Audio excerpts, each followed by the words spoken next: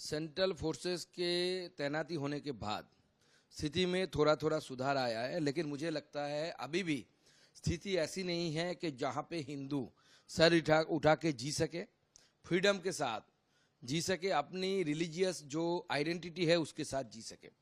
और जो लोग मुर्शिदाबाद डिस्ट्रिक्ट से भागकर रिफ्यूजी बनकर मालदा गए हैं, वो लोग वापस लौटने की स्थिति अभी तक तैयार नहीं हुई है।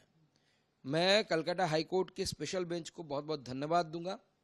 नहीं तो ममता बनर्जी की सरकार किस फिराक में थी, आप इसका जानकारी आप जनता को होनी चाहिए कि जब बीएसएफ उतरा, कुछ घंटा बीएसएफ रहने के बाद ही बीएसएफ के अफसर को डीएम ने फोन करके बताया था कि वी विल हैंडल इट, आपको रहने की जरूरत नहीं है। यानी बीएसएफ को उठा लो और फिर से एक बार हिंदुओं के ऊपर ऐसी अत्याचार है, इस तरीके का प्लानिंग तृणमूल कांग्रेस के प्रशासन के ऊपर तरफ से था। मैं धन्यवाद दूंगा कलकत्ता हाईकोर्ट को, स्पेशल बेंच को, जिन्होंने ये निर्णय लिया कि मुर्शिदाबाद में इस स्थिति में सेंट्रल बलों की, केंद्रीय बलों की तैनाती बहुत जरूरी है।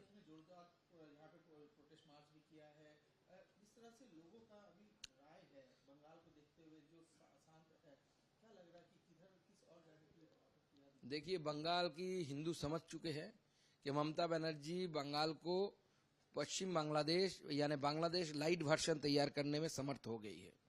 अब बांग्लादेश ओरिजिनल वर्जन ना हो, इसके लिए हिंदुओं को एक साथ मिलकर लड़ना पड़ेगा और डेमोक्रेटिकली लड़ना पड़ेगा। ये बहुत जरूरी है। हम वादा करते हैं बीजेपी के क्षमता में आने के बाद, बीजेपी के पावर में आने के बाद ऐसी घटना अगर जो घटाते हैं उनको डायरेक्ट एक्सपोर्ट करने की जो जिम्मेदारी है वो बीजेपी की सरकार की होगी, बीजेपी की पुलिस की होगी। दूसरा, हम ऐसे कानून लाएंगे जिसके द्वारा मंदिर और हिंदुओं के जो घर तोड़े जाएंगे, वो जिन दंगाई तोड़ेंगे उसका प्रॉपर्टी नीलाम करके वहां से पैसा दिया जाएगा हिंदुओं को। ऐसे कानून हम लाएंगे। जो दंगाई दंगा करेगा उसका प्रॉपर्टी सरकार ले लेगी और सरकार उसको नीलाम करेगी। नीलाम करके हिंदुओं के जो घर तोड़े गए हैं उस घर निर्माण का काम बीजेपी की, भाजपा की सरकार करेगी। और जिस मस्जिद से या कोई भी रिलीजियस प्लेस से अगर इंस्टिगेट किया जाता है या वहां उसके माइक से अनाउंस किया जाता है कि आप मैदान में उतरो, उस मस्जिद को या कोई भी रिलीजियस प्लेस को बंद कर देंगे, हम नहीं चलने देंगे।